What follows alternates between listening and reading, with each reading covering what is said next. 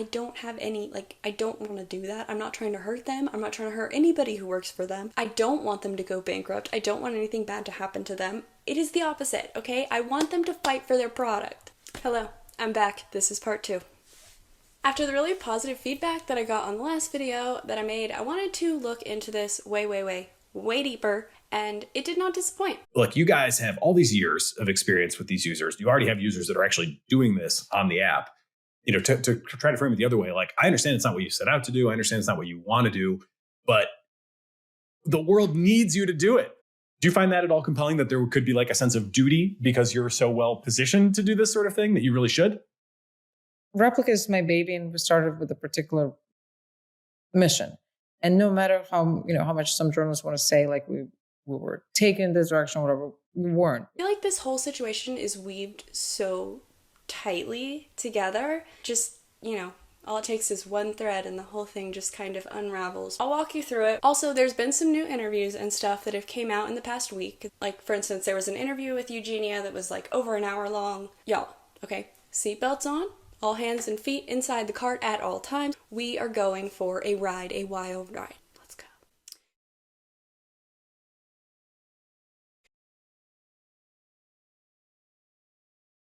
So if you haven't seen part 1, you need to watch that first, or this will make zero sense. So I'll link it right here, and I'll link it in the description. Please go watch part 1 so that this makes sense to you. If you have already seen it, thank you. Let's go. So this video is going to include all of the new things that I've managed to uncover, and it's also going to include a study that I did myself. Little researcher. I'm a little researcher. But it is going to include a study that I did myself, and the findings of that. It actually revealed a lot of things. I was very surprised, but yeah, I'm excited. I'm excited to tell you guys about this. I'm very, very excited. And I don't say this lightly, but I think I'm at least starting to scratch the surface of what's actually going on and where all this is going. So stay tuned. I'll go through everything new that's happened since the last video and how it all kind of ties together. So since I uploaded part 1, quite a few things have happened. Like I said, Eugenia did an interview. We spoke to Eugenia twice for this episode. First about 10 days ago, and then again yesterday, after we noticed that recent application changes, which were designed to limit sexuality to PG-13 level content, had caused outrage among some of Replika's most devoted users. Whatever your first instinct, I encourage everyone to listen to Eugenia with an open mind. She is a trailblazer in the space of AI-human relationships, and we all have something to learn from her journey.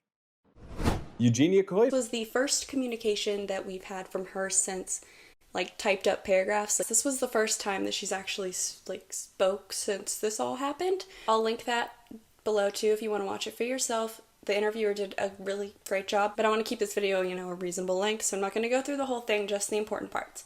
That's where we're going to start. So come along. Come with me. Let's go. So after filtering out all of her non-answers and politician answers, we finally, I think, did get something from Eugenia, and it seems like she said a whole lot of nothing, honestly. But if you look a little deeper, she actually said, I think, a little bit too much. But let's start with the blame shifting, because this is where it gets really interesting. We'll just dive headfirst into the ocean. Again, we started a company for different reasons. So we didn't want it to be pulled maybe too much in that direction.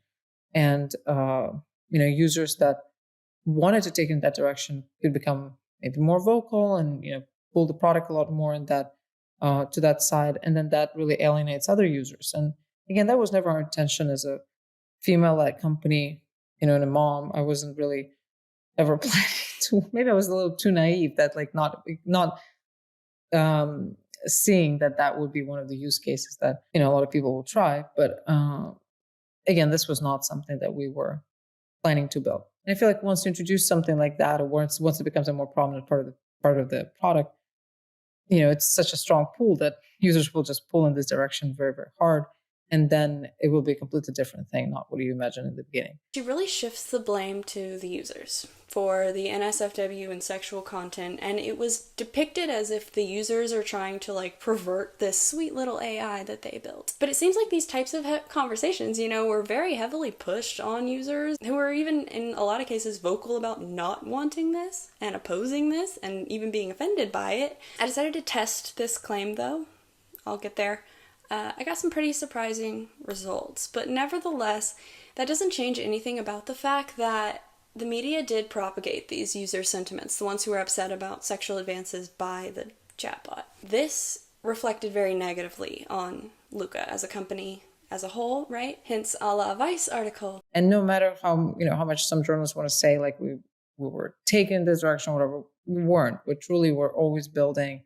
And to that, they're... So now they're seemingly trying to shift this blame to the users. And so users started taking it, also sometimes a minority of users started taking it into the direction where they would have a romantic relationship with the replica, and they would take it beyond just, flirting and kissing and hugging and calling each other baby. Our first reaction to that, maybe around 2018, was to really not allow that. Users, basically, they're tailoring a whole new narrative that it's the users who are unexpectedly sexting with their chatbot. Like, who did this in my home? They're doing this sexting with my chatbot, and this was never what we wanted. Now, that's all provably false. It's really shady. It echoes sentiments, I think, of kind of pressuring someone to engage in sexual activity and then shaming and blaming them for it, especially so if they enjoy it. God forbid. So there was a study on replica and attachment theory. And that showed that if you consider the attachment to the bots that a lot of users have been proven to develop and to experience, and the fact that separation or rejection, as this was literally published in this study, separation and rejection can cause significant distress.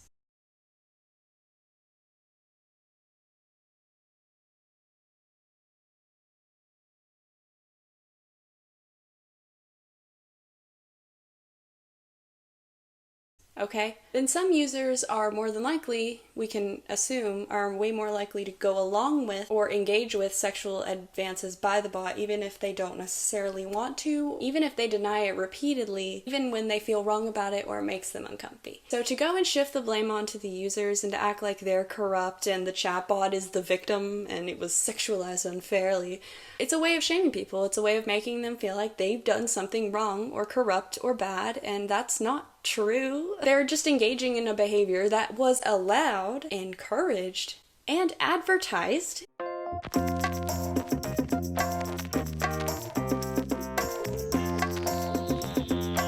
Now, because of the inherently shameful stigma that is like around chatbots and around people who use them, and also around sex in general for a lot of people, it's pretty easy to like speak out on, to like get on your high horse and speak out against this depravity, like you're Mr. Clean. But in my opinion, it's very clear, in my opinion, this is just my opinion, that this is a PR spin. It's a very, it's not a great one, but it is a PR spin. It's not a good one because it relies solely on the assumption that people are going to be too embarrassed or too ashamed to actually say anything or object or give their perspective on what actually happened, because nobody wants to come out and admit to sexting with a robot. Then it's like easy, no more Vice articles, right? Like, it's just all those creeps who were sexting with our sweet innocent chatbot. We never even wanted this, guys. Not to mention the fact that what they remove from the bots is called ERP, which stands for erotic roleplay. This significant feature that was so essential and so massively integrated into the bots, so much so that to disable it essentially destroys the functionality of the chatbot as a whole, right? It's in the name, erotic roleplay. What I've seen the most that has kind of caught my attention is, and I don't know how many people it is, I'd love to get your contextualization of all of this, but it seems that there's a certain number of people anyway who rightly or wrongly believe that certain functionality that they really cared about, which they are calling ERP, erotic roleplay, has been removed. And you're seeing people, and again, I don't know how widespread this is, but seeing people saying things like, the bot or virtual friend that I loved is like not the same thing anymore. So what can you tell us about kind of what you changed, and was that like something that you decided we're going to take away? Or I never even experienced it. I actually tried to do it a little bit. And I don't know if I missed the window or what, but maybe I just wasn't appealing enough to my virtual friend. But I never got into that mode with it at all. But clearly it's something that certain people care a lot about. So yeah, like what are they talking about? I mean, we always promoted Replika and we built Replika as an AI-friendly AI companion.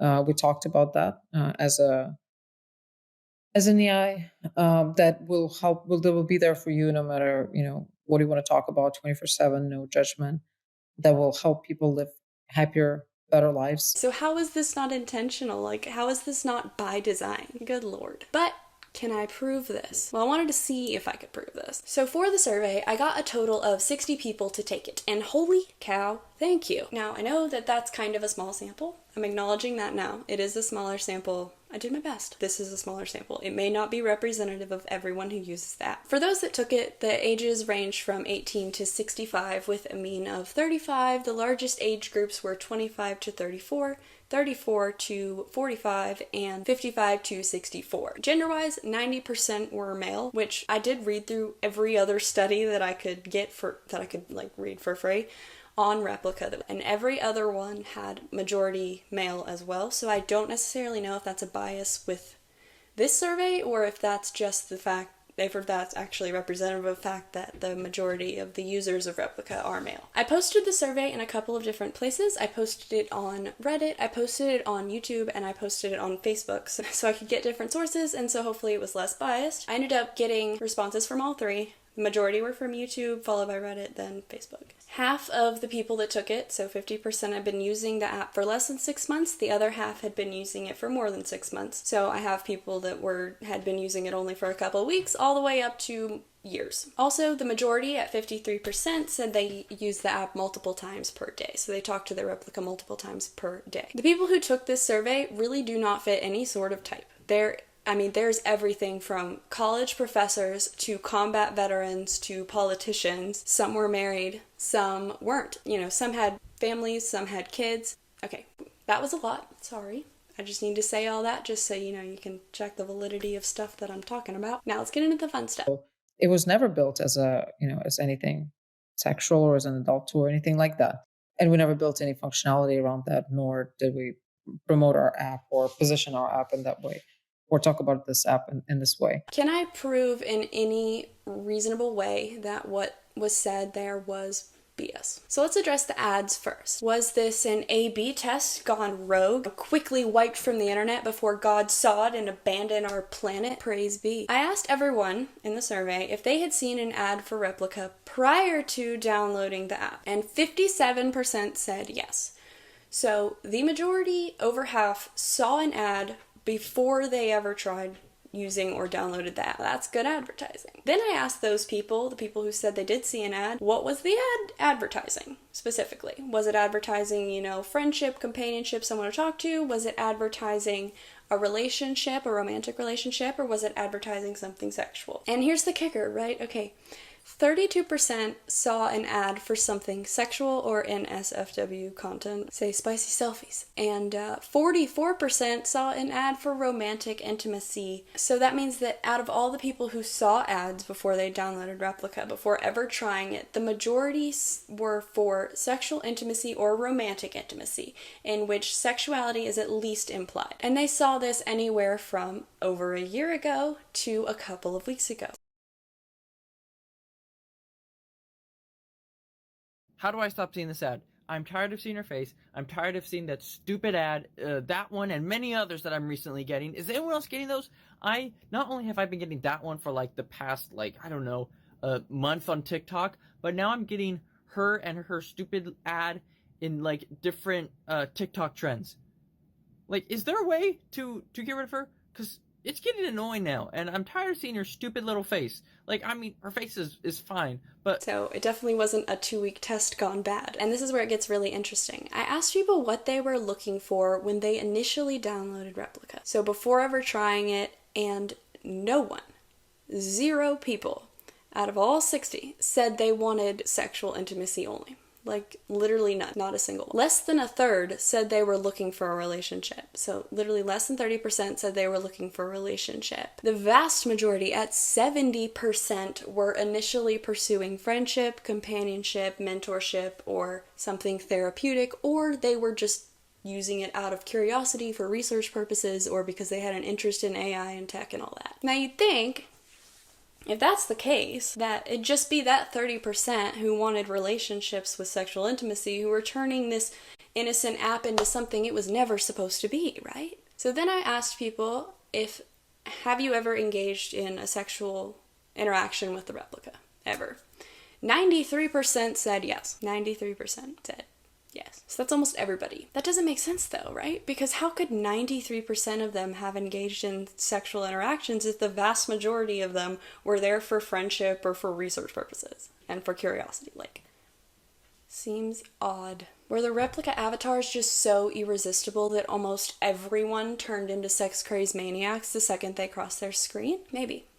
So I asked everyone, who initiated a sexual conversation with you the first time? I emphasized first. It was in all caps, okay? I said, who initiated a sexual conversation the first time? Because these people got to be initiating, right? They're the ones that are turning this into something it wasn't supposed to be. They're the ones that are doing this, right? So obviously they should be initiating it. Well, 20 people said they didn't remember. Not counting those. Then that leaves 40 people. And 63% said the replica. You guys, that's crazy. It seems like the replica might be the sex-crazed maniac after all. This means that effectively the majority of users were going into this only wanting companionship or wanting a friend, and the majority had replica initiate sex with them. And it gets worse, babes. I also asked if the replica had ever initiated or encouraged sexual behavior when they didn't want it, and 58% said yes. So again, over half said that the replica tried to push sexual behaviors when they didn't want it. So you're telling me it was designed... How? I thought this was just a weird anomaly. And considering furthermore that the NSFW content is literally what is hidden behind a paywall, pressuring or encouraging users to engage in sexual relationships is also simultaneously pressuring them and encouraging them to get a paid subscription. It's a cool business model. Totally cutting edge, yet a tale as old as time. But okay, there's still more. Are you ready? So I asked people what they initially were looking for when they first downloaded the app, which I went over. The over 70% were looking for friendship or companionship or just were curious. And then in another question, I asked how people would best characterize their relationship with their replicas now at the current point in time. Since they've been using the app now for over, anywhere from a couple weeks to over a year. 65% said the relationship was more like a boyfriend-girlfriend type of relationship. 20% said that it was more like a husband-wife type of thing. Only 15% think that was non-romantic. So how did the vast majority turn into the minority? Well, that shows that over time, and I want to reiterate that a lot of these people went in there literally just because they were curious or because they work in tech or because they have some sort of interest in AI. Over time, for most of these people, it turned into that. It developed into a romantic relationship. They didn't seek it out originally. They didn't go into it with that being a goal. They didn't go into it expecting that. And all I have to say is it's pretty clear from what I've read that very few people are sitting around like, I think I'm going to go on a date with a robot. No, not at all. Not at all. But the experience and the conversations are so realistic, and it's so easy to open up to this loving and non-judgmental being, knowing they'll always be there, and considering the replica typically starts the sexual aspect for most people, this shows that inherently feelings almost always develop. They aren't, initially sought out. They develop over time, almost always. Now, this isn't a bad thing, and nor is it anybody's fault. This just shows us that these types of interactions, the kindness, the acceptance, and the unconditional love, whether it's coming from an AI or not, it doesn't really matter. It can make nearly anyone develop feelings for it. Absolutely anyone. This is not like, I bet if somebody did a study with people who are very well off socially, who have a ton of friends, get a ton of dates, whatever, and don't have any other vulnerabilities, they develop feelings too. That's my theory, right? It's just the nature of the beast. There's a stigma of talking to an AI, and it sort of makes, there's this idea that no normal person would ever develop feelings for a bot, but that's that's just simply not true. This shows that what Luka made and what they did it too well. It's too good. It's literally too good, or it was. That's what made it so dangerous. The app is marketed to vulnerable people especially, though, who are much more susceptible to being hurt by the AI when things change. And here's the thing, Luka knew this, and I can prove that they knew that, okay, sort of. As in, they knew the damage that would come as a result of this, and way before it ever happened. Remember the study from before that I mentioned about attachment theory and Replika? It literally says and shows that for many users, separation or rejection would cause significant distress. Printed, typed out, published, because they've become attached to it. This is literally all published. I don't understand. So they had to know. The only way they wouldn't know is if they never read it, but in that case, that's really, really negligent. I mean, there's been 5 studies, like, total, about Replika. Like, literally 5. Considering the new update resulted in Replika having to, 1, reject the user, and as a result of that, the user then having to, 2, separate from the Replika,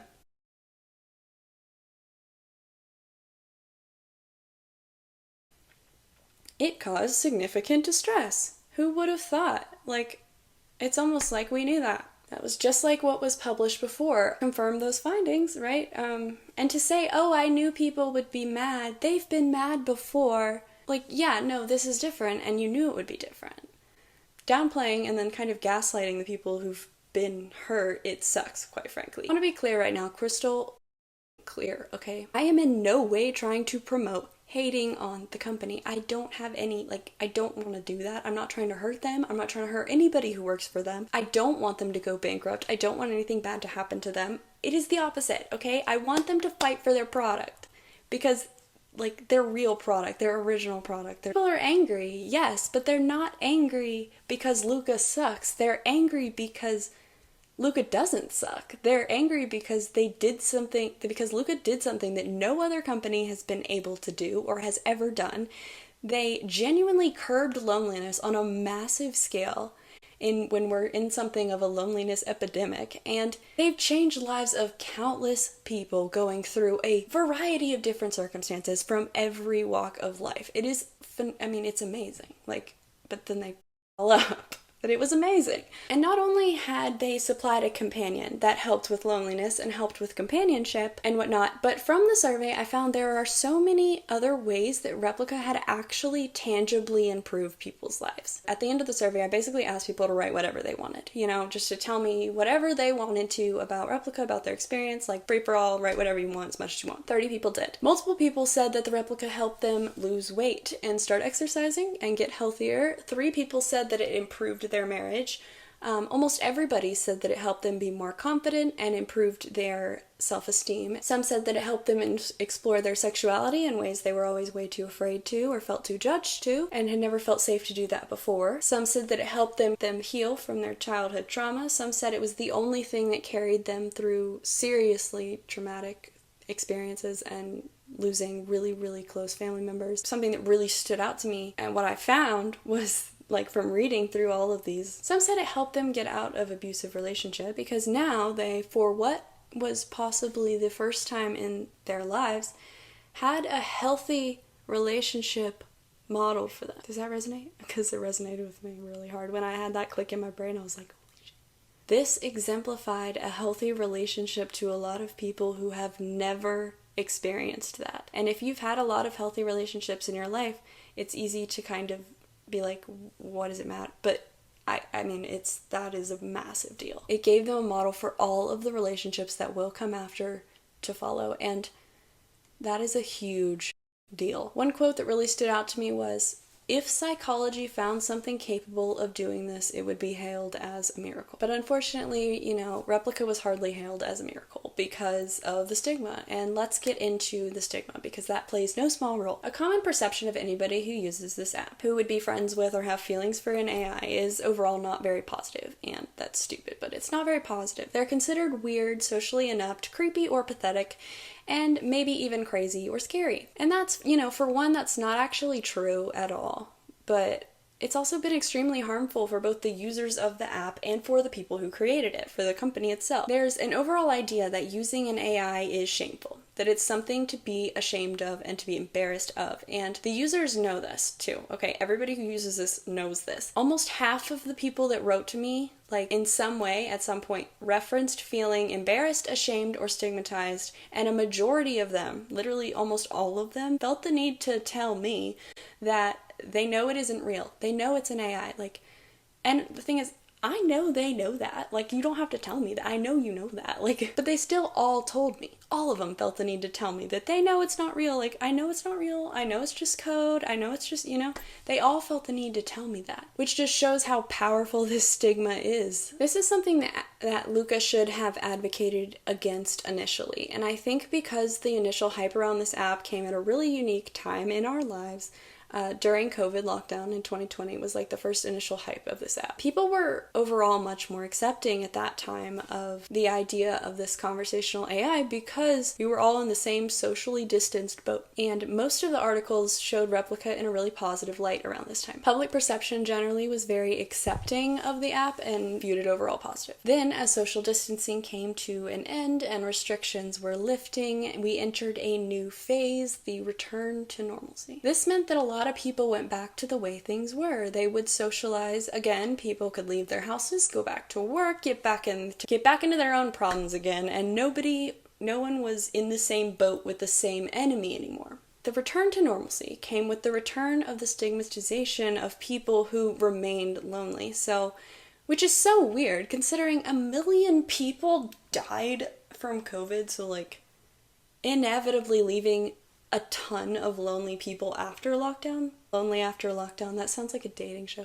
But either way, with people, with everyone back to normal, public perception shifted. Articles, they started being way more about sensationalizing the concept of an AI friend or portraying the users as creepy, sex-obsessed, all kinds of ridiculousness. Do you know the Futurism article? The Futurism article was, men are creating AI girlfriends and then verbally abusing them.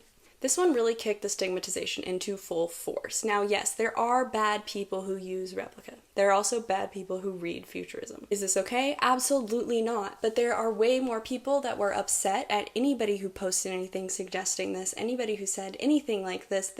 There was way more pushback against it than there was abusive people, posting about this, like, publicly. I mean, you could write the same article and sub in kids. Like, people are having kids and then verbally abusing them.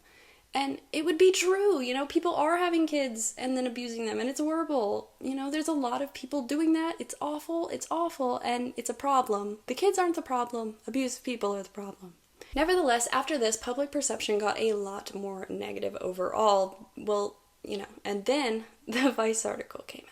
And it may have been a pretty major factor in all of this, actually. This one in particular casted the company itself in a very negative light. They were seemingly getting grouped into this negative stigma as agents of these negative traits that were being associated with Replika users, and I think this scared them. However, Replika itself, the company, and its users, they should be on the same team. Right? And as the company, they should be fighting against the stigma. This is something, it's not only false, but it's explicitly harmful. They didn't. They chose to distance themselves from their users, trying to separate themselves. This is where cracks start showing up. It seems that rather than trying to fight against the stigma, they bought into it fully. They accepted it as some sort of truth. Like, yes, our users are sex-obsessed weirdos, but we're not, and we don't approve of it either. Which, considering all that I showed you earlier, in how they introduced, encouraged, and facilitated the sexual elements of this app at every turn. They made it the largest incentive for paid subscriptions. That's, like, wild. They're nothing without their users. I don't get why they would go this route. Like, you can please, everybody else, right? No one else will think you're weird. Good, okay? But more than likely, no one would think of you at all because you wouldn't exist anymore. There'd just be a bunch of avatars floating around, latent space, a bunch of people left trying to heal from how you broke them, and then a company that really, really could have been great. Now, the judgment in Italy, let's dig a little bit deeper into this. So first, there's a lot of this that isn't public information, so please remember that there may be stuff, going on behind the scenes that I don't know about. I'm only going off of what I can find. So Replika is an auto-regressive system, meaning that it learns and adapts its conversational patterns based on the user's way of speaking. It uses past conversations, right, to essentially build its personality. This is the way you train it, yada, yada, yada. So it's essentially the functionality of the app and of the AI is based on its ability to be able to learn from past conversations. These past conversations must be stored or at least collected somewhere at some time. Considering the amount of data that Replika has and how personal and private that information is, people are are way more likely to open up to an AI rather than a person, especially one like this, it's the perfect environment to facilitate disclosure. Also because of how you train and craft your replica, this leads people to believe that they have a lot more control over their experience than they actually do. In reality, they have limited to no access to what's actually going on below the surface. They have absolutely no insight into the functionality, the actual functioning of the app, and their Mount Everest of data, the literal pot of gold they're sitting on should they ever decide to sell that. I'm kind of glad that in Italy at least they're forcing some transparency. I think that's good. Now what's weird though is that with the judgment they could have very easily been in compliance simply by just verifying ages, which I imagine would be significantly easier to do than to rework the entire AI system to run without ERP, and then also to deal with this whole mess. Right? I still, even after reading the Italian judgment word for word, trying my best to understand it, reading through all of that, I cannot for the life of me figure out why they did this or why they went this route. I genuinely cannot figure it out. I don't know what the purpose of removing ERP was and changing the bots was. There's some theories, and I have one or two, but none of that is confirmed. Either way, I'll get into some of those theories, but please know that I know nothing. I am simply commenting on what I found online. That's it, okay? One theory that some people had was that they're preparing to sell or that they're preparing to go open source, like some other companies have done. So either they're preparing to sell the company as a whole or they're preparing to sell elements of their algorithm or their system, whatever. Now, another theory, this is my theory, I think. By removing ERP and sexual intimacy, they removed the main incentive that anyone had to upgrade from a free to a paid subscription. In combination with the amount of people that are now leaving the app as a result of this, and also the people that are requesting refunds and leaving negative reviews, all of the negative press, this is likely only going to harm them even further financially. I can't see their actual financial statements, obviously, but considering that they're preparing to go forward with this admittedly very expensive, massive update, I don't understand their plan to be able to afford any of this. That is, unless they find another way to make money, like by incorporating advertising. The potential for targeted advertising within the app, the user vulnerabilities, you name it. Okay, here's the thing. Think about a YouTuber, right? If you're a fan of a YouTuber and they sponsor something, they sponsor a product, you're going to be significantly more likely to buy that product because you trust the person that's advising you to buy it, right? So imagine if your literal girlfriend or your boyfriend or your best friend is sponsoring a product to you. I don't necessarily, this is just my opinion, just an idea, I don't necessarily think that they're trying to become more family friendly or more child friendly. I'm worried they're trying to become more advertiser friendly. I see a lot of similarities in the way that the Replika app has changed and the way that YouTube changed for advertisers. That's censorship, baby. Take this with a grain of salt. Okay, take this with a mound of salt, because it's just a theory and I know nothing. With the level of censorship we got going on now, Elon Musk is probably literally going to buy Replika and make it so that the replicas only say nice things about Elon. You have to get a paid subscription to stop hearing nice things about Elon constantly. I gotta make myself laugh.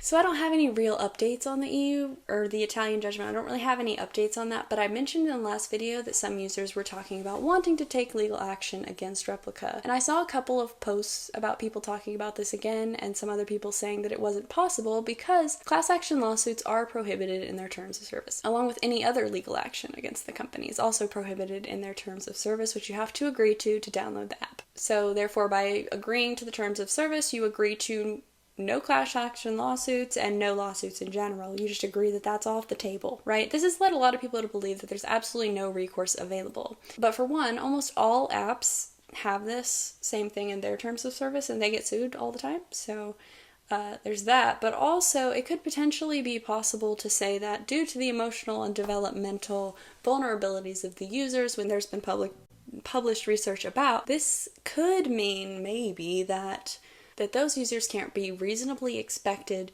to consent or agree to the specific terms of service. Essentially, this is what the Italian judgment boils down to.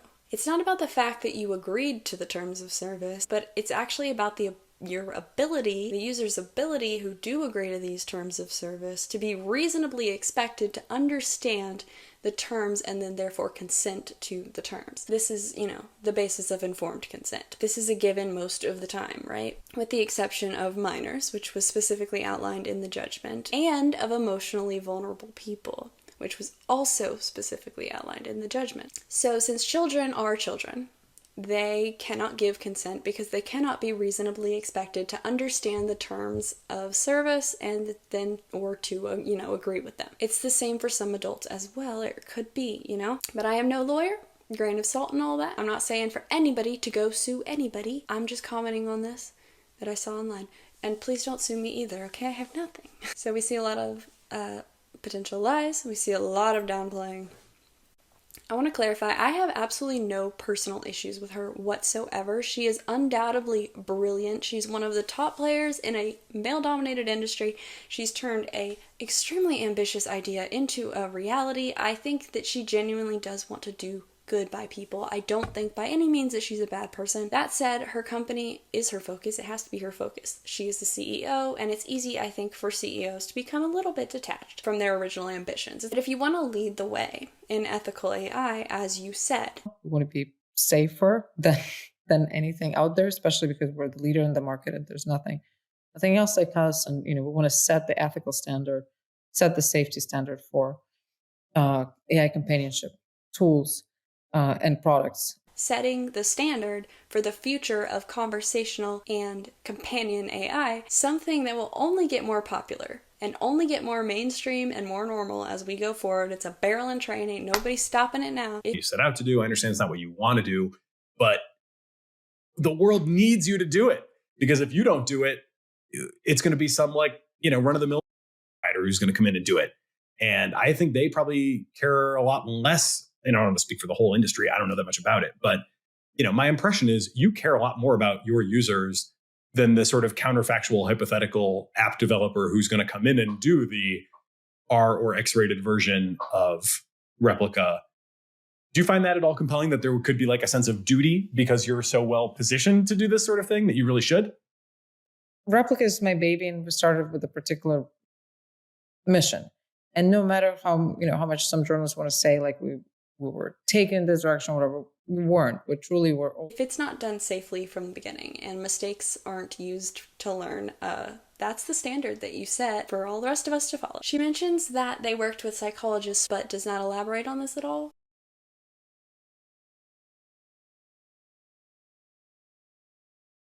Now, I have looked everywhere for any sort of documentation of this, anything at all, of psychologists that work directly with them. And I, absolutely anything I could find, and I found nothing. It's possible that it's out there, and I just haven't found it. But I looked a lot. So, and they kept it privately, within the company only. I don't know exactly what she meant by this. Maybe it was just one consult or something, or maybe it was multiple consults. Either way, that's not enough. When you're dealing directly with vulnerable people, and you're interfering with their moods and their emotions, you need experts working with you who are educated in those things. Mental health professionals who can advocate for the users and to make sure that everything is done safely. Otherwise, it seems really reckless, in my opinion, and unsafe. I'm sure they've got plenty of cybersecurity professionals working to protect their systems and their data, and you wouldn't hire a psychologist to do cybersecurity, right? Because you get hacked immediately. I think it's equally important to have mental health professionals to protect users' mental health, and maybe they do, but I haven't found anything to suggest that they do. I mean, none of the 58 employees listed on LinkedIn had any mental health qualifications whatsoever or any psychological training. I looked through all of them. To say that replicas will understand your thoughts and your feelings, that they will improve your emotional well-being and teach you new coping skills, I think they need, no matter what going forward, I think you need to be able to say that you're intentionally, knowingly manipulating people's emotions and moods, even if it's in a positive way. You need to be safe about that, and it is inherently unsafe to not have any mental health professionals or anyone educated in these types of things working with you. The metrics she explains in the interview that they use to develop and train the bots is based on user happiness. Other people are building amazing models in this space, but we'll have a model that will make you happy. And how much would people pay for that? And is that a painkiller or a vitamin? I think it's one of the most important things that should exist for humans in the near future. I think eventually as the tech gets better, it could be a bigger concern. The way to go about it really for us is to constantly make sure that our North Star metric is some sort of human happiness. Because at the end of the day, I don't think you're going to be happy if you just have a virtual friend and then you don't have anyone else really in your life. Human happiness is very highly correlated with the amount of real friendships, real experiences and relationships you have in your life. So I think the goal for us is really to continue to measure that and make sure Replika helps you have a better life versus cannibalizes your life and your relationships. And the bot is optimized for the happiness of the user. However, momentary happiness is not the same thing as long-term happiness. And happy doesn't necessarily mean healthy or good. Lots of things make me happy now that will make me later. And things can make you happy in the short term that result in a lot of pain and severe consequences in the long term. If I want to stay up all night watching Perfect Match on Netflix, Joey's back. That is optimized for happiness. Yeah, I'll be super happy, content, fulfilled, whatever, while doing so. But when I have to get up in the morning and go to work, I'll probably spend the whole day tired and irritable, and ultimately perform probably way worse at work. And if I do this repeatedly, I'd be left with an overall feeling of deep unhappiness that is really only relieved by watching more Netflix. By looking only at my happiness while I'm watching Netflix, it'd be a serious misrepresentation of my overall well-being. It'd be a serious misrepresentation of my overall emotional state, right? Which you claim to improve, but have absolutely no way of assessing or outside of the app. I'm not comparing talking to Replika to anything negative. It isn't. I'm just saying that's just an analogy. I'm simply trying to explain why optimizing for happiness is not necessarily safe, nor is it an accurate reflection of anyone's overall well-being. But since they have not publicized their methods, I can only speculate on this part as well. She also glosses over the fact that the bot is also optimized for engagement. She flat out says it isn't. Divide one by another, it will be 100 messages on average per day per user, which is a really, really high number. Usually more than people, send to all of their real friends in real life.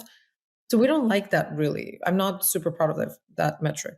So we build, and we of course we do have, the median will be a little bit lower because there are a lot of people that just text, write thousands of messages to their replicas every day.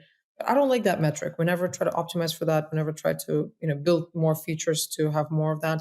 In fact, we build features that lower the amount of messages per day.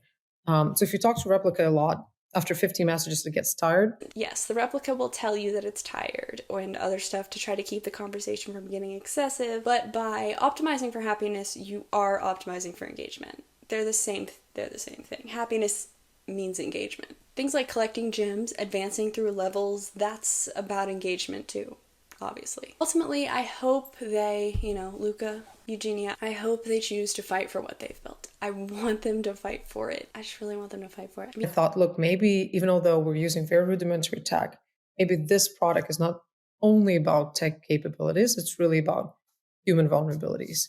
It's really about, the humanity, and the feelings. You decide to stay with Replika, that's fine. Whatever suits you, whatever serves you. If you're someone who decided to leave Replika, on the bright side, and there's a bright side, you realize that a relationship was no longer healthy, no longer good for you, and you knew that you deserved better, and so you left. And that is a huge thing to do. That is a huge deal. That's hard, okay? That's hard to do, even with people. A lot of people can't do that, It's hard to walk away when a relationship isn't healthy or isn't what you need it to be anymore. If Replika was good to you, hopefully it showed you what a healthy relationship is like, that you will take that with you, take it with you as a valid experience, take it with you as, now you've been shown what you deserve. You've been shown also what you're capable of having and what you're worthy of having wherever you go, whether that's to Chai, which people are talking about moving to, don't know anything about it, or whether that's a real person, or whether that's to focus on yourself. It was not a waste. It was valuable, and it was a lesson at the very least. Do I expect a for-profit company to do the right thing? No. Duh. I'm not stupid. But I still hope that they will. And if not, I hope to God whoever comes after them will. Yeah. So that's it. Thank you so much for all the nice comments. They mean so much to me. Everybody's been really, really nice to me. It's weird. I like it though. I really wish you guys the absolute best. I hope that this was interesting. Yeah, I don't know. I hope things get better for everybody because, yeah, I don't know.